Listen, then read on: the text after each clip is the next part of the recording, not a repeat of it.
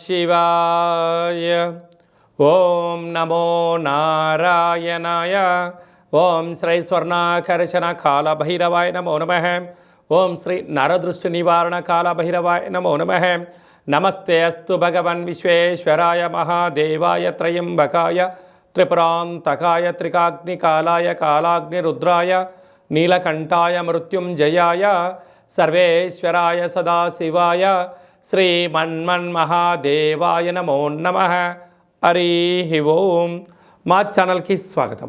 చూస్తున్న వీక్షకులకు ప్రేక్షకులకు ప్రియ కాళభైరవ భగవద్బంధులకి స్వాగతం పలుకుతూ మమ్మల్ని ఎంతగానో ఆదరిస్తూ ఉండబడినటువంటి ప్రియ సోదరీమణులకు సనాతన ధర్మ సంరక్షకులకి అందరికీ కూడా మహాశివరాత్రి పండగ శుభాకాంక్షలు. మహాదేవుడి యొక్క ఆశీస్సులు అందరిపైన ఉండాలని, అందరినీ చల్లగా ఆశీర్వదించాలని, నిండు నూరేళ్ల ఆయురారోగ్యాలకు అందరికీ ప్రసాదించాలని, జాతక చక్రంలో ఉండబడిన గ్రహ గమనాలు దోషాలు తొలగిపోయి ఎవరైతే ఏదైతే కోరుకుంటున్నారో అన్నింటా విజయాన్ని సాధించేటువంటి ఆశీర్వచనాన్ని భగవంతుడు అందరికీ ప్రసాదించాలని మనసారా కోరుకుందాం. 1-3-2024 నుండి 15-3-2024 వరకు పుట్టినటువంటి వారందరికీ కూడా ముందస్తుగా జన్మదిన శుభాకాంక్షలు. గతంలో వివాహం చేసుకున్న వారికి వివాహ వార్షికోత్సవ శుభాకాంక్షలు. ద్వాదశ రాశుల్లో గ్రహ గమనాల్ని ఒకసారి వీక్షింపచేద్దాం. మేషరాశిలో గురు సంచార స్థితి, కన్యరాశిలో కేతు సంచార స్థితి, మకర రాశిలో కుజుడు మరియు శుక్ర సంచార స్థితి, కుంభరాశిలో రవి బుధాదిత్య రాజయోగము మరియు శనేశ్వర స్వామివారి యొక్క సంచార స్థితి. ఏడాది తర్వాత రవి భగవానుడు కుంభరాశిలో సంచారము, 30 సంవత్సరాల తర్వాత శని భగవాని చేత రవి తన స్వక్షేత్రమైనటువంటి శని భగవాన్తో కలిసి సంచారం చేయడము ఇది ఒక యోగదాయకం అని చెప్పి గమనించగలగాలి. అలాగనే మీనరాశిలో రాహు సంచార స్థితితో ద్వాదశ రాశుల్లో గ్రహ గమనాలు ఈ విధంగా ఉన్నాయి. 8వ తారీఖున బుధ భగవానుడు మీనరాశిలోకి సంచారము, 9వ తారీఖున శుక్ర భగవానుడు కుంభరాశిలోకి సంచార స్థితి, 15వ తారీఖున రవి భగవానుడు మీనరాశిలోకి సంచార స్థితితో ద్వాదశ రాశుల్లో గ్రహ గమనాలు ఈ విధంగా ఉన్నాయి. కన్యరాశి వారు మహాశివరాత్రి సందర్భంగా ఆదివారం అమావాస్య సందర్భంగా ఎలాంటి విధి విధానాలు పాటించాలో ఈ వీడియోలో సవివరంగా సంపూర్ణంగా తెలుసుకుందాం. కన్యరాశిలో ఏ నక్షత్రాలు వస్తానగా చిత్తా నక్షత్రంలోని 2, 3, 4 పాదాలు, హస్తా నక్షత్రంలోని 4 పాదాలు, చిత్తా నక్షత్రంలోని 1, 2 పాదములు కలిపితే కన్యరాశి. చాలామందికి పుట్టినటువంటి కాల సమయంలో డేటా ఆఫ్ బర్త్లో లేనటువంటి కారణం వలన పేరు యొక్క మొదటి అక్షరాన్ని అనుసరిస్తూ ఆ రాశిని తెలుసుకునే ప్రయత్నం చేద్దాం. టో, పా, పీ, పు, ష, అణ, ఠ, పే, పో అక్షరాల వరందుడు కన్యరాశి జాతకులే. కన్యరాశి యొక్క అధిపతి బుధ భగవానుడు. రాశిలోనే కేతు సంచార స్థితి, పంచమంలో కుజుడు మరియు శుక్ర సంచార స్థితి, 6వ స్థానంలో రవి బుధ శని సంచార స్థితి, సప్తమంలో రాహు సంచార స్థితి, అష్టమంలో గురు సంచార స్థితితో ఈ దోష ప్రభావంగా ఉండబడిన గ్రహ గమనాలను అనుసరించినట్లయితే చిన్న చిన్న విషయాలకు ఆందోళన తగదు. ఏదైనా ఒక పని చేసేటప్పుడు స్వల్పమైనటువంటి ఇబ్బందులు ఉండినను వాటి గురించి మీరు పెద్దగా ఆందోళన చెందనక్కర్లేదు. దైవం మీద భారమేసి మీ పని మీరు చేసుకుంటూ వెళ్ళగలిగినట్లయితే గృహంలో, ఉద్యోగాల్లో, వ్యాపారాల్లో చేసే కార్యక్రమంలో ఆటంకాలు వాటంతటికి అవే తరిగిపోతాయని చెప్పి గమనించాలి. కనుక మీకు తెలిస్తేనే చేయండి, తెలియలేదు గురువులు కానీ తల్లిదండ్రులు కానీ మీ క్షేమాన్ని గురించి ఎవరైతే మీ ఆలోచన చేసి చెప్తారో వారితో చర్చించండి, ముందుకు తీసుకెళ్లే ప్రయత్నం చేయండి. కనుక సొంత నిర్ణయాలకు పెద్దగా ఇబ్బంది వచ్చే అవకాశాలు ఉన్నాయి. కనుక అది ధర్మం అనిపించినప్పుడు మీ మనసాక్షిగా చెప్పినప్పుడైతే ముందుకెళ్ళండి, లేకపోతే కొంతకాలం మౌనంగా ఉండే ప్రయత్నం చేయండి. ఇలాంటి కాల సందర్భంలో మహాదేవుడికి పెసరపప్పుతో మహాదేవుడికి అభిషేకం చేయడం, పంచామృతంతో అభిషేకం చేయడం, ఆకుపచ్చతో రంగు కలిగినటువంటి తమలపాకుల చేత లేదా బిల్వ దళాలతో మహాదేవుడికి అర్చన చేయడం యోగదాయకం. ఆదివారం అమావాస్య సందర్భంగా తెల్ల జిల్లేడు వృక్షం దగ్గర దీపము, కాళభైరుడికి కూష్మాండ దీపము, కాళభైరవ సౌభాగ్యపుడు కట్టుకోవడం వలన దుష్టగ్రహాలు తొలగిపోతాయి. స్వయం వృత్తులు, హోటల్ వ్యాపారాలు, నైవేద్య కార్యక్రమాలు, అన్నపానీయాలు, స్వయం వృత్తులు, వ్యవసాయ సోదరీమణులకు ఓపిక పట్టుదల వలన విజయం మీ సొంతమవుతుందని చెప్పి గమనించాలి.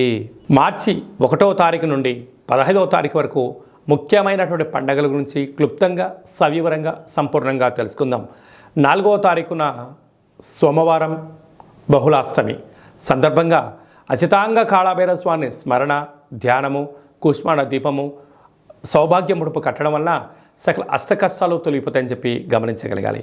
8వ తారీఖున మహాశివరాత్రి పండగ విశేషమైనటువంటి శుక్రవారం, శ్రవణ నక్షత్రం, ధనిష్ఠా నక్షత్రంతో కూడుకున్నటువంటి మహాశివరాత్రి అవ్వడం వలన మనకు అయోధ్య రామ మందిర నిర్మాణం తదనంతరం తర్వాత మొట్టమొదటిసారిగా వస్తూ ఉండబడిన మహాశివరాత్రి పండుగ సందర్భంగా మనమందరము కూడా జన్మకో శివరాత్రి అన్నట్టుగా ఈ యొక్క 2024వ సంవత్సర ప్రారంభ కాలంలో శుక్రవారం కళౌ వెంకటేశ్వర అన్నట్లుగా శ్రీ వెంకటేశ్వర స్వామి వారి యొక్క జన్మ నక్షత్రం రోజున మాస శివరాత్రి, మహాశివరాత్రి సందర్భంగా మనమందరము కూడా వీలైనంత వరకు ఉప ఆవాసం ఉందాం, శివనామస్మరణ చేద్దాం, వీలైనంత వరకు మౌనంగా ఉండే ప్రయత్నం చేద్దాం.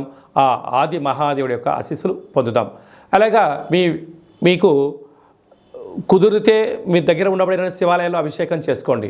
అలా కుదరలేనటువంటి పక్షంలో కానీ లేదు ఇంకొంచెం భగవంతుడి యొక్క ఆశీస్సులు పొందాలి అన్నట్లయితే మన యొక్క కాళభైరవ స్వామి యొక్క దేవాలయంలో సహస్ర ద్వాదశ జ్యోతిర్లింగేశ్వర స్వామివారు, 1,00,000 రుద్రాక్షల మహాదేవుడిని ఏర్పాటు చేయడం జరిగింది కనుక మీ గోత్రనామాలు మాకు పంపించినట్లయితే మీకు వాట్సాప్ ద్వారా వీడియో కాల్ చేయించి మహాదేవుడికి రుద్రాభిషేకము, శతరుద్ర హోమాన్ని చేయించడం జరుగుతుంది కనుక భక్తులందరూ కూడా మహాదేవుడి యొక్క అభిషేక కార్యక్రమంలో పాల్గొని ఆ పార్వతీ పరమేశ్వరుల యొక్క కృప కటాక్ష వీక్షణ పొందగలరు. అలాగనే మరో అద్భుతమైనటువంటి విషయం ఏమిటయ్యా అనగా 10వ తారీఖున ఆదివారం అమావాస్య పూర్వాభాద్ర నక్షత్రం రావడం కూడా జరుగుతుంటుంది. అంటే మాసాలలో ఆమాకావైనట్టుగా మాఘమాసము, అందులో మహాశివరాత్రి తదనంతరము ఆదివారం రోజు అమావాస్య రావడం వల్ల అద్భుతమైన అతీంద్రియమైన శక్తి సంపాదించడం కోసము ధ్యానం, పూజ, హోమ కార్యక్రమంలో పాల్గొన్నట్లయితే సకల శుభం కలుగుతుందని చెప్పి గమనించాలి. కనుక ఈ కాళభైరవ స్వామికి ఆశీస్సులు పొంది ఆ అమావాస్య రోజు సకల దుష్ట ప్రభావాల నుంచి, భూత ప్రేత పిశాచాల నుంచి, అపమృత్యు దోషాల నుంచి, వాహన ప్రమాదాల నుంచి తొలగించడం కోసము ఏ రాశి వారు, ఏ నక్షత్రం వారు ఎలాంటి విధి విధాలు పాటించాలో సవిరంగా సంపర్వం కూడా మనం తెలుసుకుందాం.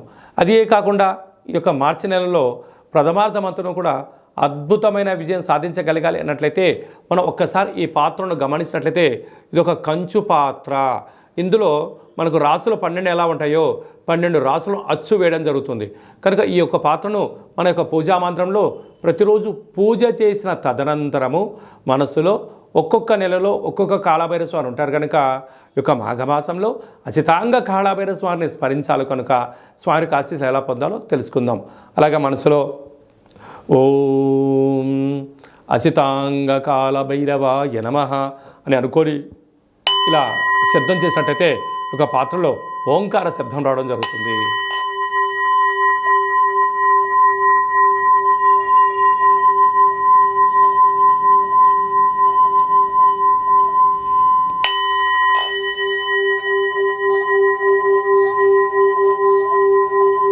ఈ శబ్ద తరంగాల ద్వారా గృహంలో మనకు ఉండబడినటువంటి దరిద్ర దేవత బయటికి వెళ్ళిపోయి బయట సంచరిస్తూ ఉండబడినటువంటి లక్ష్మీమాత మన గృహానికి వస్తుందని చెప్పి కూడా గమనించగలగాలి. కనుక ఒక కాళభైరవ హోమాన్ని, కాళభైరవ స్వామి యొక్క పిరమిడ్ని, ఈ యొక్క అక్షయపాత్రని, డాలర్ని, కంకణాన్ని, మీకు కాలికి చేయి కట్టుకునేటువంటి సౌభాగ్యమైనటువంటి రక్షణ కవచాన్ని కూడా ఏర్పాటు చేయడం జరుగుతుంది. ఆసక్తి గలవారు ఈ కింది నెంబర్ని సంప్రదించి అక్షయ పాత్రను సొంతం చేసుకుందాం, అష్ట కష్టాలకు దూరంగా ఉందాం, అష్టైశ్వర్యానికి స్వాగతం పలుకుతామని చెప్పి గమనించాలి. అలాగే మీ యొక్క వ్యక్తిగత జాతకం తెలుసుకోవాలనుకుంటున్నారా? మీరు పుట్టినటువంటి తేదీ, నెల, సంవత్సరం, సమయం, మీరు పేరు, మీరు ఏ వృత్తి చేస్తున్నారో రాసి మీరు వాట్సాప్ పంపించగలిగినట్లయితే సంపూర్ణమైనటువంటి 100 సంవత్సరాల జాతకాన్ని రాసి పంపించి పుట్టినప్పుడు గ్రహ గమనాలు ఎలా ఉన్నాయి, ప్రస్తుతం ఎలా ఉన్నాయి, రాబోయే కాలం ఎలా ఉండబోతున్నాయో సవివరంగా సంపూర్ణంగా కూడా మీకు తెలియజేయడం జరుగుతుంది. చాలామందికి డేటా ఆఫ్ బర్త్లు లేనటువంటి వారికి మీ పేరు యొక్క మొదటి అక్షరాన్ని అనుసరిస్తూ కాళభైరవ ఉపాసన చేత రమణ శాస్త్రం ద్వారా గవ్వల ద్వారా మీకు జ్యోతిష్యం తెలియచేస్తూ భూత భవిష్యత్ ఉత్తమాలను కూడా తెలియజేయడం జరుగుతుంది. కనుక మీ వ్యక్తిగత జాతకం తెలుసుకోవాలనుకుంటున్నట్లయితే ఈ కింది నెంబర్ సంప్రదించి అపాయింట్మెంట్ తీసుకొని సంప్రదించగలరు. అలాగా మీ అబ్బాయికి కానీ అమ్మాయికి కానీ ఎంత వివాహ ప్రయత్నం చేసినా వివాహం అవ్వడం లేదా, జాతకంలో ఎలాంటి దోషాలు ఉన్నాయి, వచ్చేటువంటి అమ్మాయి యొక్క కానీ అబ్బాయి యొక్క జాతకంలో ఎలాంటి యోగాలు ఉన్నాయో వివాహ పొంతన మన యొక్క దేవాలయంలో అద్భుతంగా చూడడం కూడా జరుగుతుంది. గతంలో వివాహం చేసుకున్నటువంటి దంపతులు తరచూ గొడవపడడం కానీ పోలీస్ స్టేషన్లో గొడవలకు వెళ్తున్నట్లయితే మీ పేరులో స్వల్పమైన మార్పు చేత మిమ్మల్ని ఆ పార్వతీ పరమేశ్వరులు ఎలా కలిసి ఉంటారో మీరు అలా కలిసి ఉండడానికి ఆధ్యాత్మిక సలహాలు సూచనలు కూడా ఇవ్వడం జరుగుతుంది. అలాగా మీకు అబ్బాయి కానీ అమ్మాయికి కానీ పుట్టినట్లయితే మీ యొక్క వారి యొక్క పుట్టినటువంటి తిథి ప్రకారంగా, రోజు ప్రకారంగా, డేటు ప్రకారంగా, నక్షత్ర ప్రకారంగా ఎలాంటి పేరు పెట్టుకోవాలో ఆధ్యాత్మికమైనటువంటి పేర్లను మీకు సూచించడం జరుగుతుంది. అదే కాకుండా చాలామందికి కాళభైరవ మంత్ర ఉపదేశం ఎలా తీసుకోవాలి, కాళభైరవ సాధన ఎలా చేయాలి, కాళభైరవ స్వామి ఆశీస్సులు ఎలా పొందాలో అని అనుకుంటుంటారు. వారందరికీ కూడా మన యొక్క దేవాలయంలో మంత్రోపదేశం, జపము, తర్పణము, హోమ కార్యక్రమాలని ఎలా చేసుకోవాలో తెలియజేస్తూ ఆధ్యాత్మిక సలహాలు సూచనలు మీకు ఇవ్వడం జరుగుతుంది.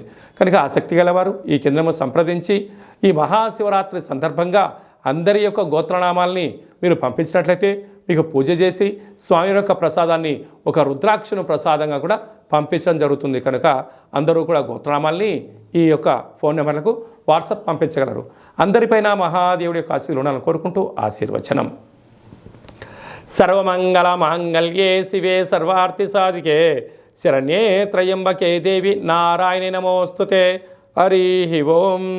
శతమానం భవతి శతాయు పురుష సతేంద్రియ ఆయుష్యేవేంద్రియే ప్రతిష్టతి. ధనం ధాన్యం బహుపుత్రలాభం శత సంవత్సరం దీర్ఘమాయు. సర్వే జనా సుఖినో భవంతు. లోకా సమస్తా సుఖినో భవంతు. సర్వం శివార్పణమస్తు. ఈ వీడియో మీకు నచ్చినట్టయితే లైక్ చేయండి, షేర్ చేయండి. మేము చేస్తున్న వీడియోలు మీకు ముందస్తుగా నోటిఫికేషన్ రావాలి అన్నట్టయితే సబ్స్క్రైబ్ చేసుకొని గంట బటన్ కూడా ప్రెస్ చేసి ఆల్ అనే బటన్ కూడా తెలియచేయండి. మీరు ఎవరి క్షేమాన్ని కోరుకుంటున్నారో లేదా మీ క్షేమాన్ని ఎవరైతే కోరుకుంటున్నారో వారందరికీ ఈ మహాదేవుడి యొక్క అభిషేక కార్యక్రమమైనటువంటి ఈ వీడియోను అందరికీ ఫార్వర్డ్ చేయండి. మహాదేవుడి యొక్క ఆశీస్సులు పొందండి.